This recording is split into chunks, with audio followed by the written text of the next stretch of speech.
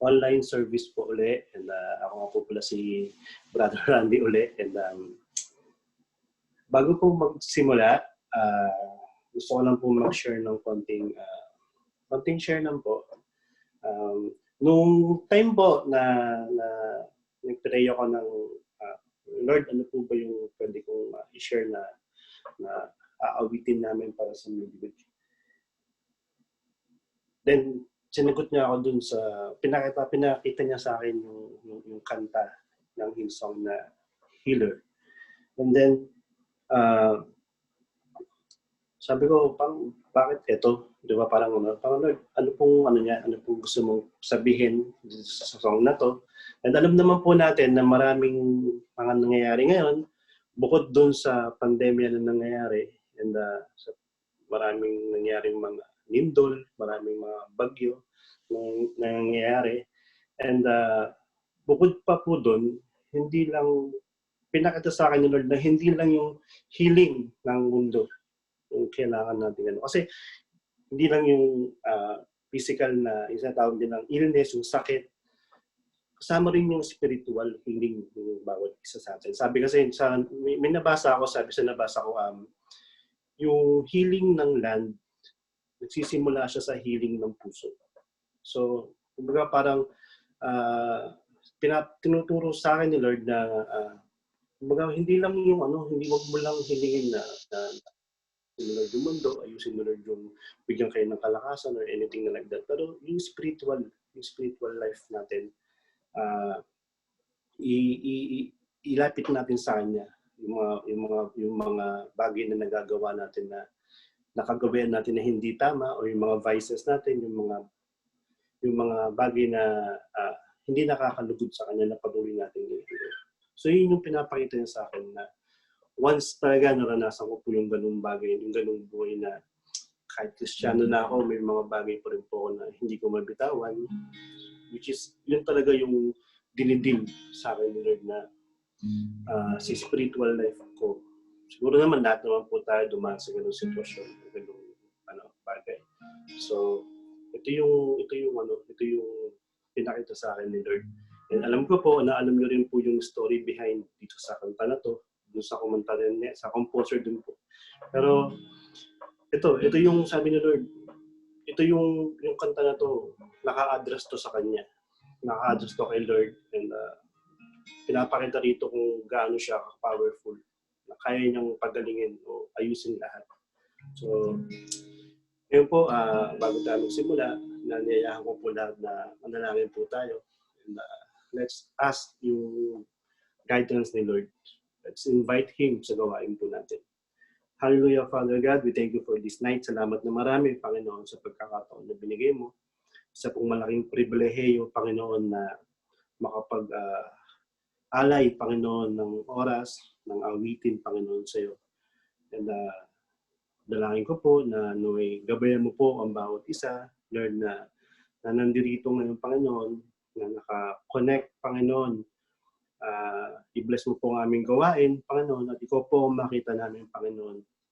And as we sing, Lord, yung song na Healer, Panginoon, dalangin ko, Panginoon, na maabutin mo po, Panginoon, ng bawat isa, yung mga may nararamdamang mga physical na sakit, yung mga may mga spiritual na battle sa buhay, Panginoon. And kasama, Panginoon, yung mundo namin, Panginoon, na dumadaan sa mga pagsubok.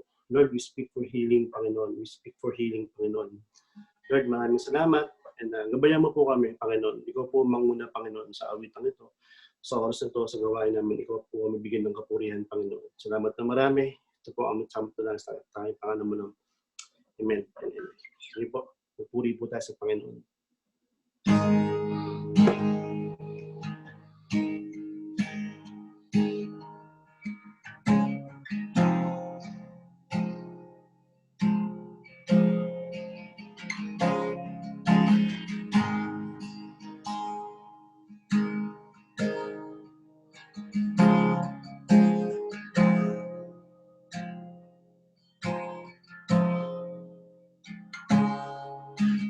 Hold my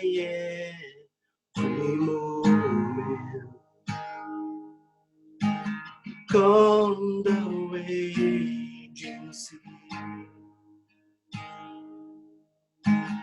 Walk with me through fire, and heal all my disease. I trust in you. I trust in you. Yes, God. I believe you're my healer. I believe you are all I need.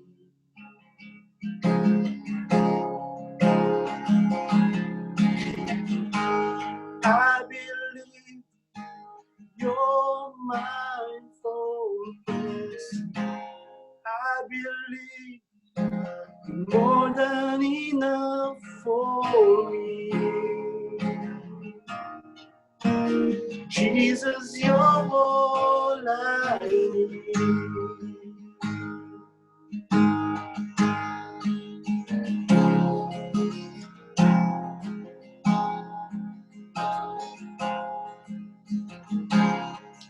You hold my hand every moment. Come the raging sea.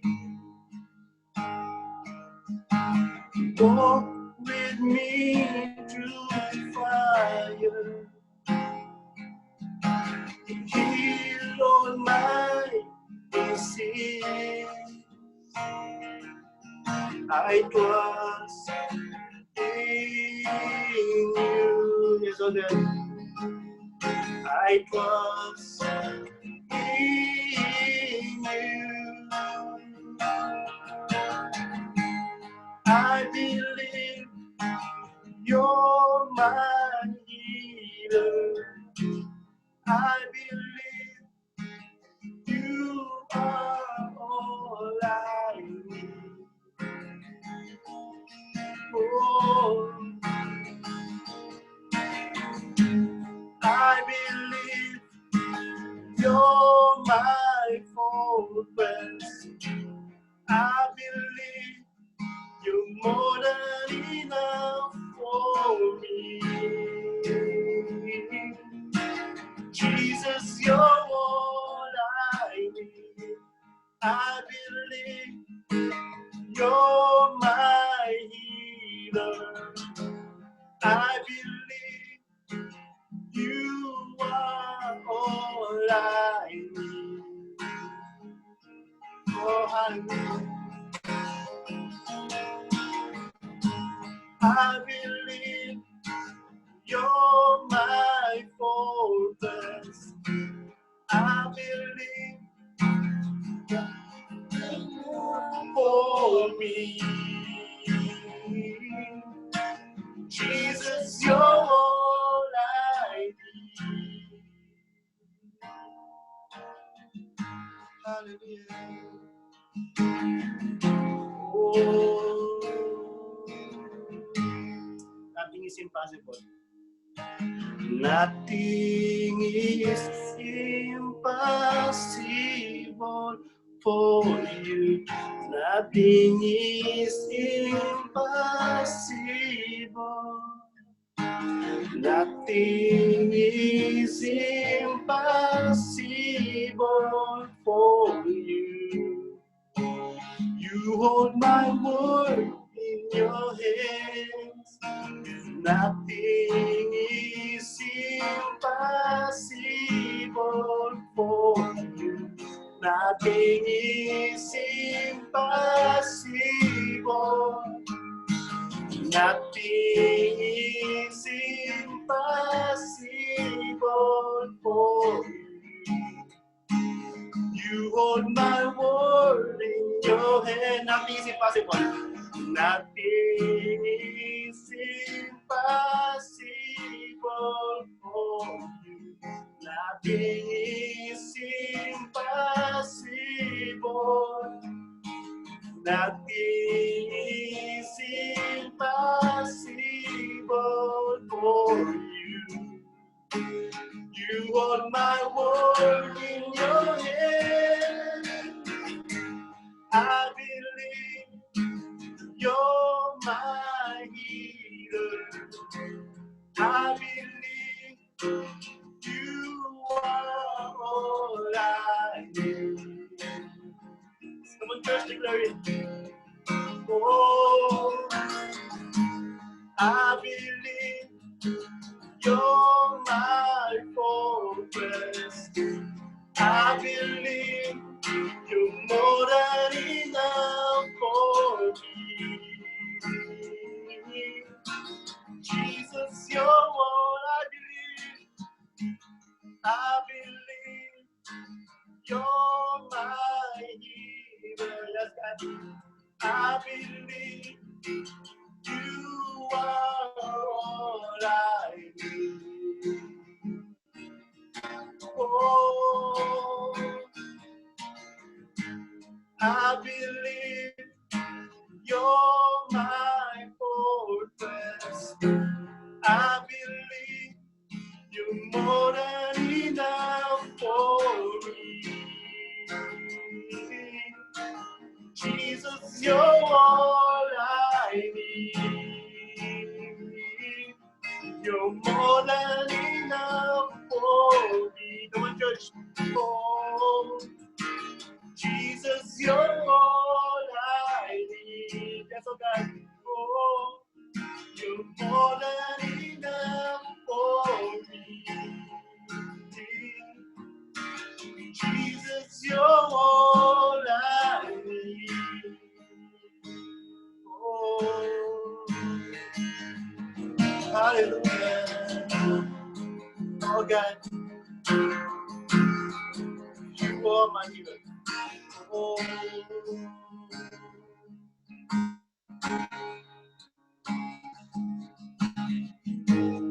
I believe you're my healer. I believe you are all I need. Hallelujah. Yes, oh God. I believe you're my fortress. I believe you're more than enough for me.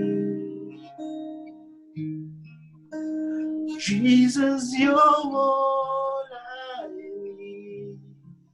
Oh, Jesus, you're all I need.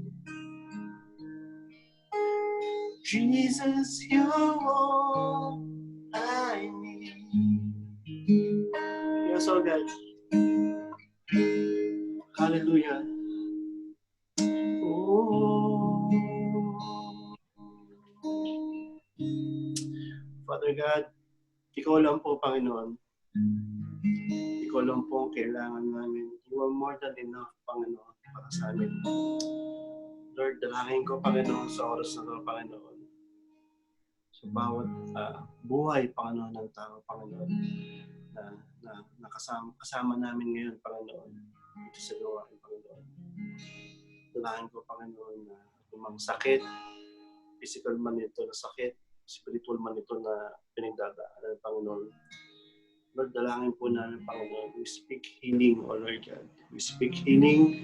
We speak healing sa bawat may karamdaman.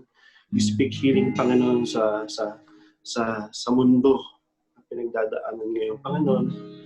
We speak healing, Panginoon, sa puso ng bawat isa, Panginoon. Dahil naniniwala kami, Panginoon, na once, Panginoon, na mag-heal yung puso namin, Panginoon, we thank you for everything, O Lord God. Panguna ka, Panginoon, sa buhay namin. Mahal na mahal ka namin, O aming Diyos. Salamat na marami, Panginoon.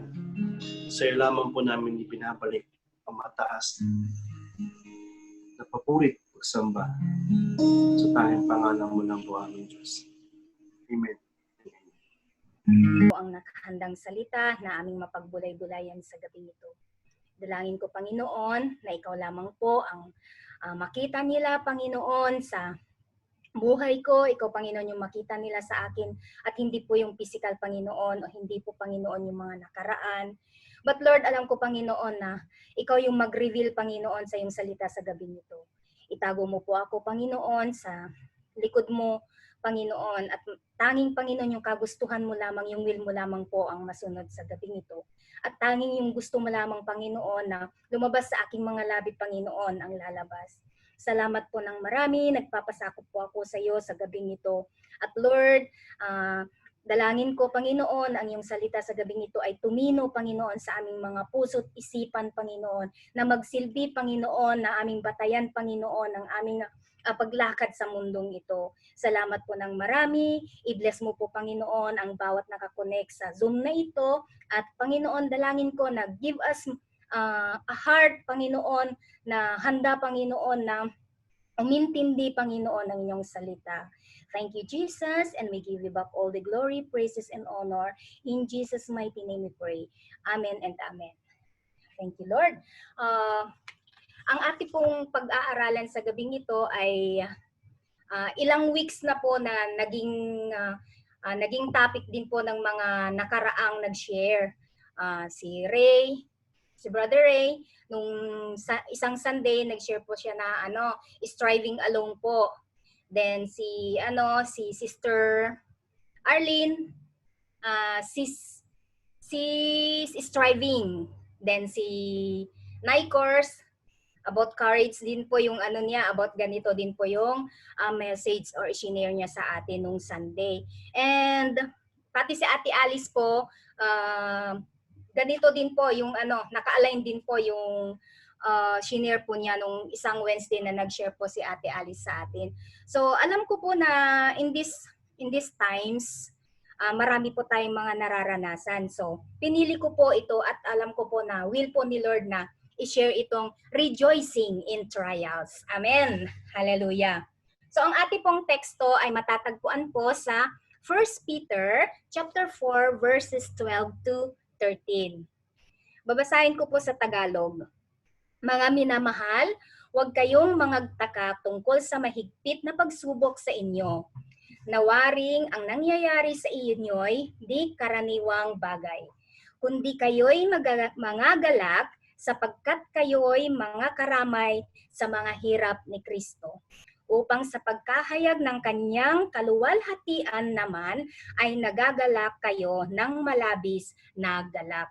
So, hindi po lingid sa atin ang mga nangyayari sa ating paligid, di po ba? Marami pong mga pagsubok, marami pong mga pangyayari na hindi ka kanais-nais na mga nararanasan po ng hindi lang po mga tao dito sa Brunei, hindi lang po sa Pilipinas, kundi lahat po, buong mundo po nagsasuffer po ngayon.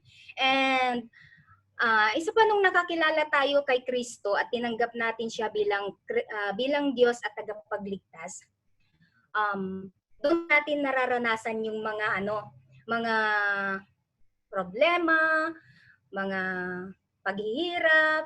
Marami pong nararanasan ang mga Christians kasi hindi ibig sabihin na Kristiyano, tawag nito, hindi na tayo makakaranas noon, kundi doon po tayo talaga makakaranas yung pinaka. As in pinaka. So, ang Diyos na umpisa na rin subukin ang ating pananampalataya. He often removes the emotions and feelings we have, or He often removes the emotions and feelings that we have been experiencing to cause us to walk by faith. Hindi lang ibig sabihin na kung nakaranas na tayo ng pagsubok ay iniwan na tayo na o pinabayaan ng Panginoon. For example po sa kantang Footprints in the Sand, di ba po yung kumanta doon, sabi niya, yung pinagdaanan niya, grabe. Nung alam niyang hindi na niya kaya, akala niya iniwan na siya ni Lord. Yun pala yung time na kineri na siya ng Panginoon. So, yun po. Meron akong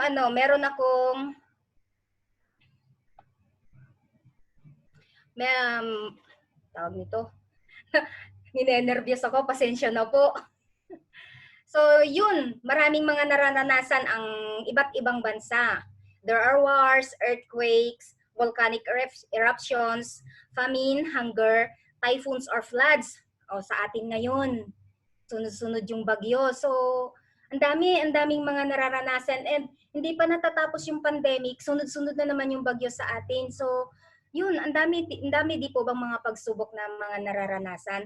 So hindi lang po naman ngayon to, even po nung mga tawag nito mga nakaraang ano, 'di ba? These are always repetitive trials naman. Hindi lang ngayon. So ano nga po ba ang trials? Ayan. Sabi po ni Uncle Google, ang trial daw po ay isang test or experiment. It is a test or experiment. Isang process na kung saan tinitignan or sinusubok kung gaano katibay or quality, performance, or suitability of someone or something. Ayan. Di po ba pag bumibili tayo ng mga bagay, for example, tinitignan natin matibay kaya to, kaya-kaya niya tong kargahin ang ganitong bigat, or yung cellphone na bibilhin natin, matibay kaya to, ang mahal-mahal. Mga ganun ba yung trials or experiment. Pero meron din pong definition ng trials na biblical meaning. Ang sabi po dito, it is a test of faith, patience, or stamina through subjection to suffering or temptation. It is a source of vexation or annoyance. Ayan, yung ibig sabihin sa biblical meaning. So a trial is when God allows temptation or tribulations or our relationship with other people to test our faith. It is the process He uses to refine us, make our faith stronger, and teach us to trust Him more. So ayan po, ang pagsubok po ay inaalaw ng Panginoon para masubok po yung pananampalataya natin. And ito po yung isang proseso upang po tayo ay mapino, to refine us, sabi nga po, and to make our faith stronger and teach us to trust Him more. So ayan, salamat sa Panginoon na binibigyan pala tayo ng ganito upang sa ganun ay maproseso tayo. Sabi nga, from glory to glory, He is changing us.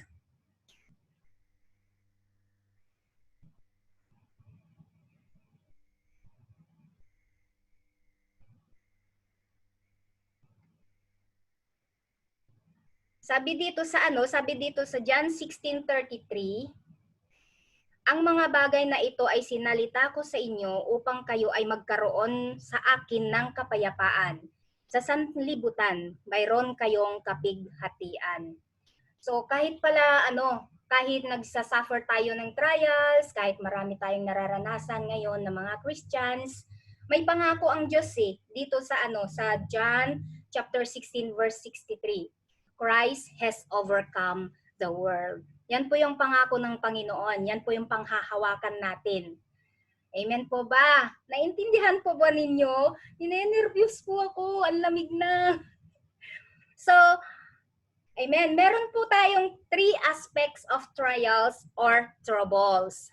Ayan. Meron din palang aspeto ang trials at saka or troubles na ating mga nararanasan. So, hindi lang pala, may pagsubok ako. Meron din pala siyang aspeto. So, ayan, nandyan po sa screen natin. Ang isa pong number 1 aspect of trials is general trials. Ano po ba ang general trials? Comes simply because we live in this sinful world.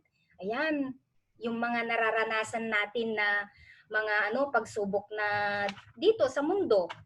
Kasi nga, strangers lang naman tayo, di po ba? Kaya mararanasan talaga natin yun. Pero alam natin na may gagawin ng Diyos. For example po dito, yung buhay po ni Job. Aware po ba tayo sa buhay ni Job? Yung naging trial niya sa buhay niya. Di po ba lahat ng kanyang ari-arian, ng kanyang family, ayan, nawala niya ang kanyang bahay, he lost, sabi nga dito, Job lost his houses, his riches, his cattle, and even his own children. Yet he still chose to praise God for his goodness. Job recognized that everything he had in life came from God, from the hand of God. If God chose to take that away from him, then who was Job to complain? So, tingnan niyo po, hindi po nag-complain si Job doon sa mga naranasan niya. Bagkus, beyond the physical loss that Job endured, he had to deal with accusatory friends and his wife who told him to give up on God. So kahit pala yung asawa niya, sinabi niya mag-give up na siya sa kanyang pananampalataya kasi di po ba nawala na lahat-lahat. Siguro kung tayong ganun, malamang. Pero si Job, patuloy pa rin yung pananampalataya. He continued to maintain his trust in the faithfulness of God. So, pangalawa po, ay ayun, sa Romans pala.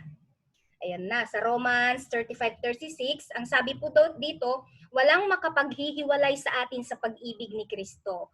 Kahit dumanas pa tayo ng mga pagsubok, paghihirap, pag-uusig, gutom, kawalan, panganib o maging kamatayan.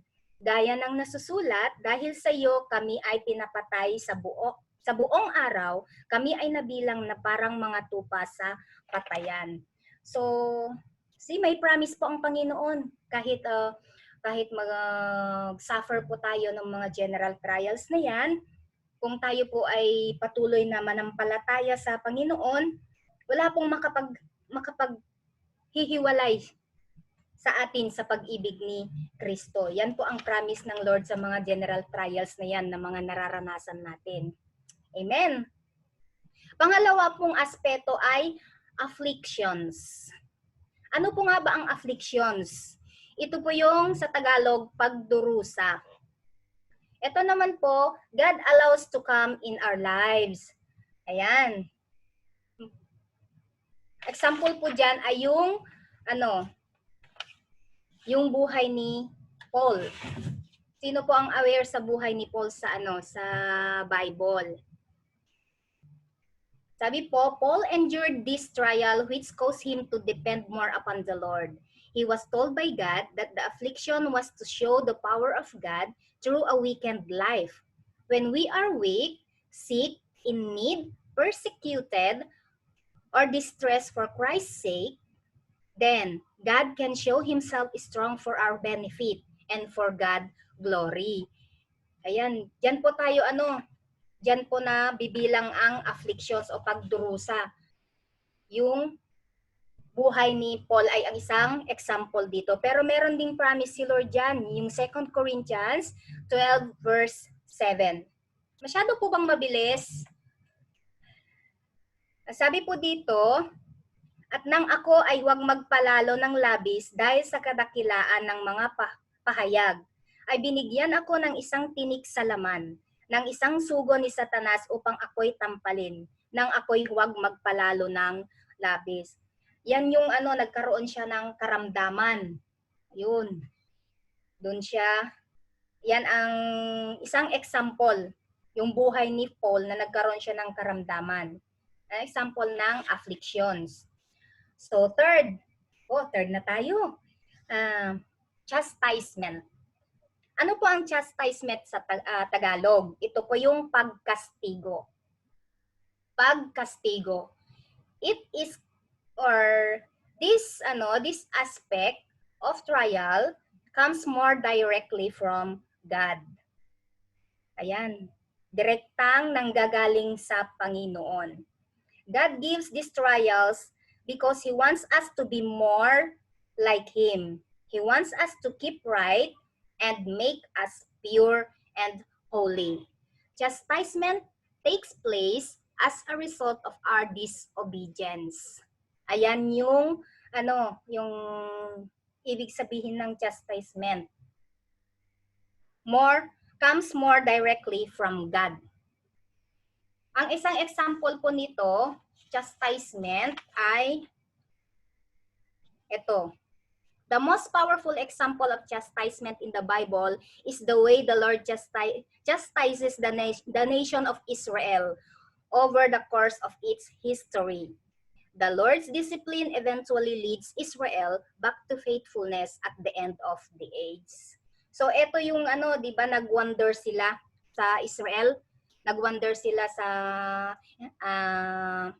bansang Israel na imbes na makarating sila ng 1 week, nangyari 40 days dahil hindi sila sumunod sa Panginoon. And even when they are still in Canaan, they still worship idols. So, yun, God chastised the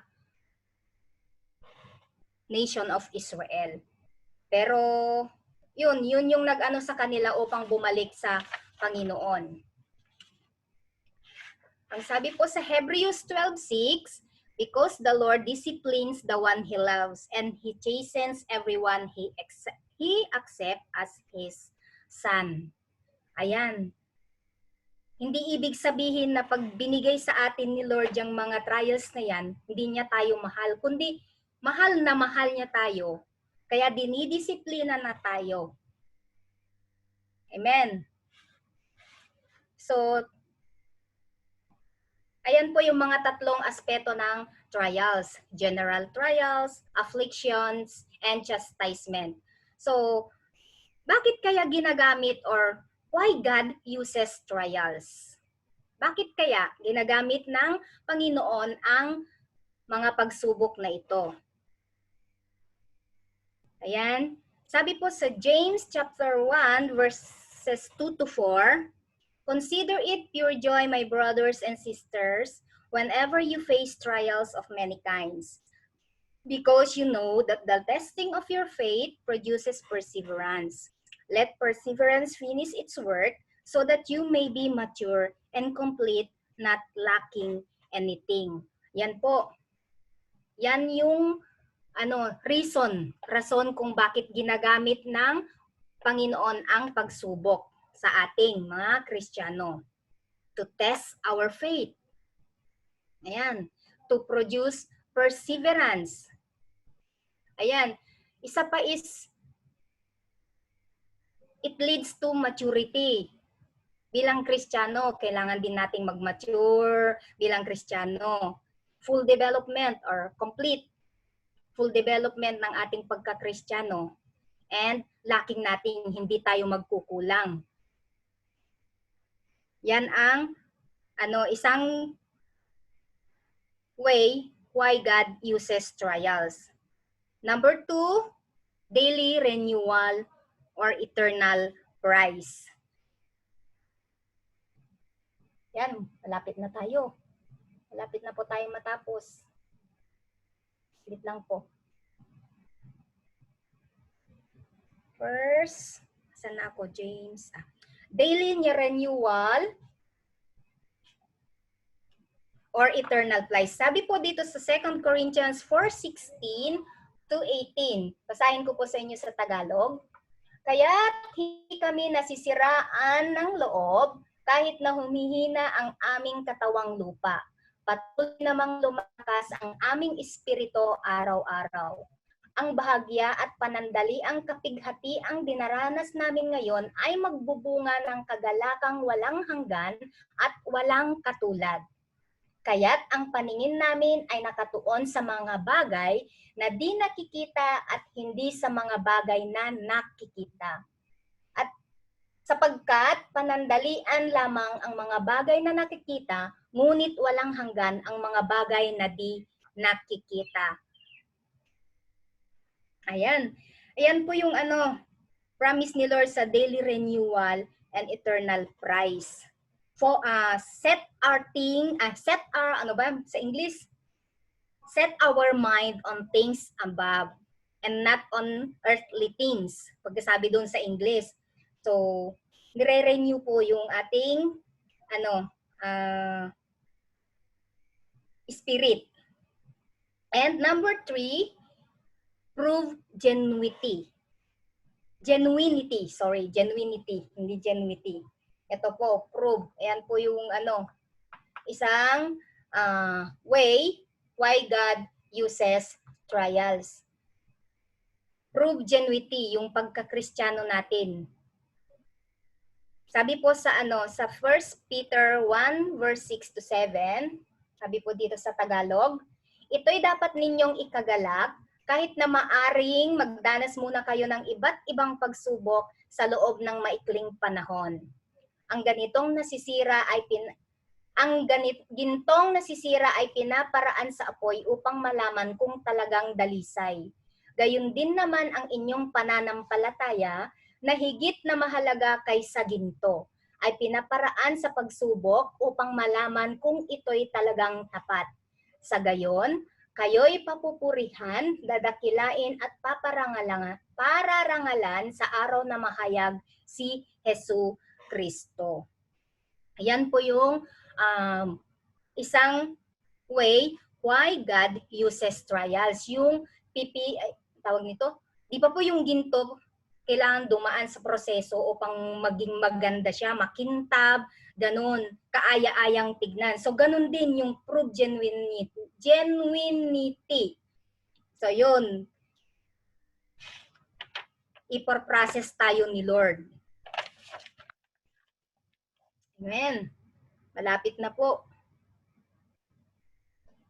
So, what to do? Yan na. To-do list kung tayo po ay nagsasuffer ng trials. Ayan. Ano pong gagawin natin pag tayo po ay nagsasuffer ng trials? So, number 1, meron pa akong ginawa dyan. Makikita nyo po sa screen. Ang number 1 po is letter P. Praise God. During trials po, huwag nating kakalimutan na i-praise ang Panginoon. Sa Psalms 34, po dyan po si David. Marami pong ayaw po sa kanyang leadership. Ayan. Pero dahil sa dahil love niya si Lord, ayun, kahit anong pagsubok na dumating sa kanya, he is still praise God.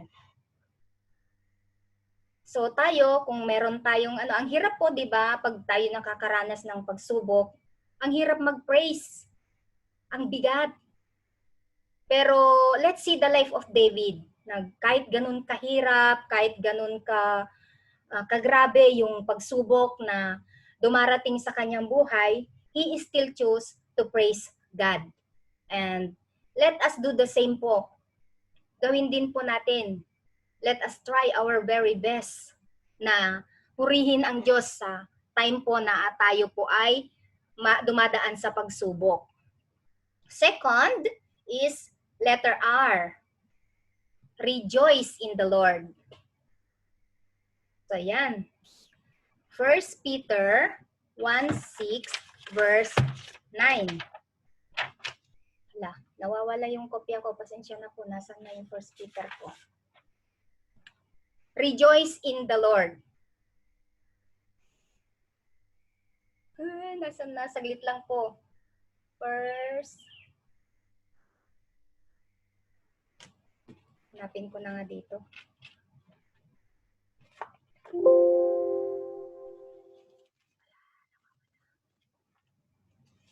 So, kahit may pagsubok po tayo na nararanasan or trials, kailangan nating mag-rejoice. Huwag tayong magmukmuk sa tabi. Kasi mas lalo po tayong mahihirapan, mas lalo pong bibigat yung ating pakiramdam, mas lalo po tayong malulugmok sa kalungkutan, and then mag-lead na po dun sa makakagawa na punta tayo ng hindi maganda dahil po sa trials na yan. Let us choose to rejoice in times of trials. And next is letter A, allow God to intervene. Ayan, let us allow God to intervene. Kahit na, pag tayo po ay nakakaranas ng pagsubok, let us all offer to God. Give it all to God. Allow God to move. Let us allow God to do the best. Siya po yung mag-intervene sa lahat ng ating mga problema. Huwag po tayong mag-seek ng what do you call this one? Let us not seek answers from the world. Let us seek answer to God. Kasi siya lamang po yung kasagutan. Nasa kanya lamang po yung kasagutan ng ating mga trials. And letter Y, yield or surrender to God's will. Makikita po yan sa Luke chapter 22 verse 42. Let us surrender all to God. Lahat po ng bagay na ating nararanasan, lahat po ng mga pagsubok, anuman yan, let us all surrender to God. Let us yield and surrender to God's will. Kasi wala naman tayong magagawa eh. Siya lang naman po yung tanging makaka-resolve. Siya lang naman po na ang tanging in control sa lahat. So let's offer all to Him. And lahat ng will niya, yung will niya yung masusunod, hindi po yung will natin. Ayan, Luke 22 verse 42. Sabi po dito, Father, if you are willing, taste this cup from me, yet not my will, but your will be done. Ayan, sabi po niyan sa kanyang salita. So, yan, ibigay po natin ang lahat sa Panginoon. Ano man yung mga nararanasan natin, general trial man yan, ano pa ba yung isa, general, afflictions, or chastisement, let us all surrender to God's will. Kasi nga sabi sa John chapter 14:27, He is the God who will give us His peace. Amen po ba? He is the God who will give us His peace. Sa Kanya lang po manggagaling ang peace na kailangan or kailangan natin in times of troubles, in times of trials. Hallelujah. Amen po ba? So, bago ko po tapusin yung sharing ko ngayong gabi, gusto ko pong mag-testify sa buhay po naming mag-asawa. Kasi po,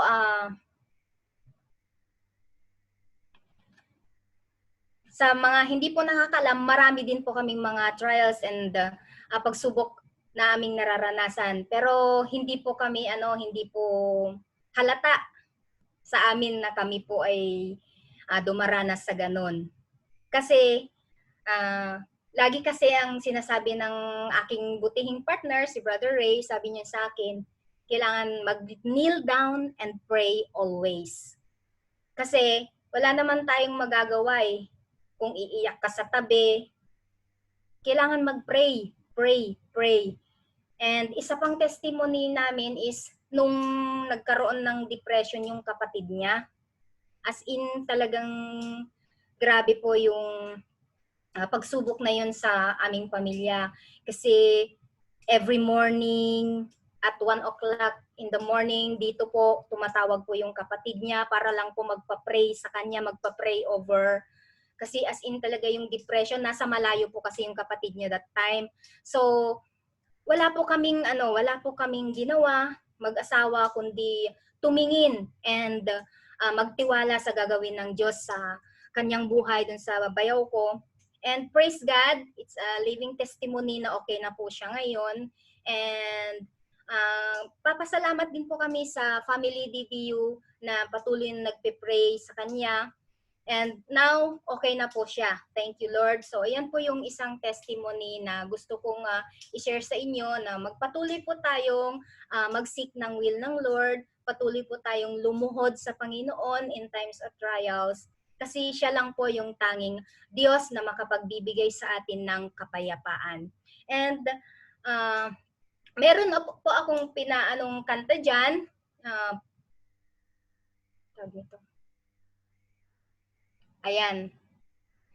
Oh.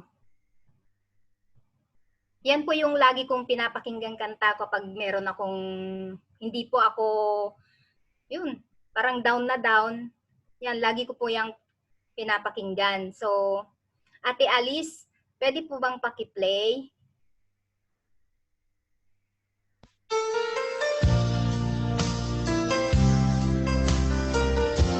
Dito po natin na pakinggan yung mensahe ng kantang ito. And I hope na mag-serve din mga courage and spirit. Life is filled with many disappointments. Sometimes the load gets heavy, and it's more than you can bear. Take your fragile problems to the Master. Just get on your knees and handle with prayer.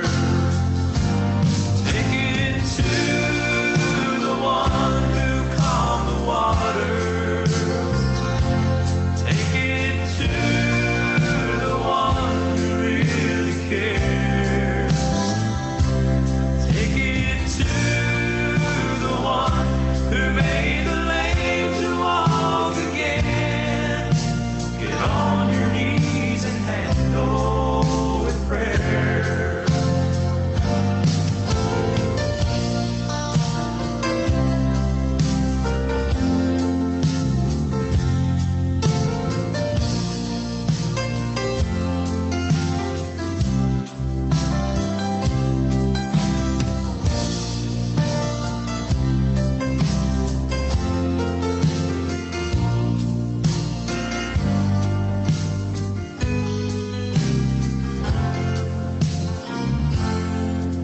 So many times we try to solve a problem, search the world for answers, but the answer is there. Jesus will solve every situation if we'll get on our knees and go with prayer. Take it to the one who calmed the water. Take it to the one who really cares. Take it to the one who made the lame to walk again. Get on your knees and handle with prayer. Take it to the one who made the lame to walk again. Get on your knees and handle with prayer.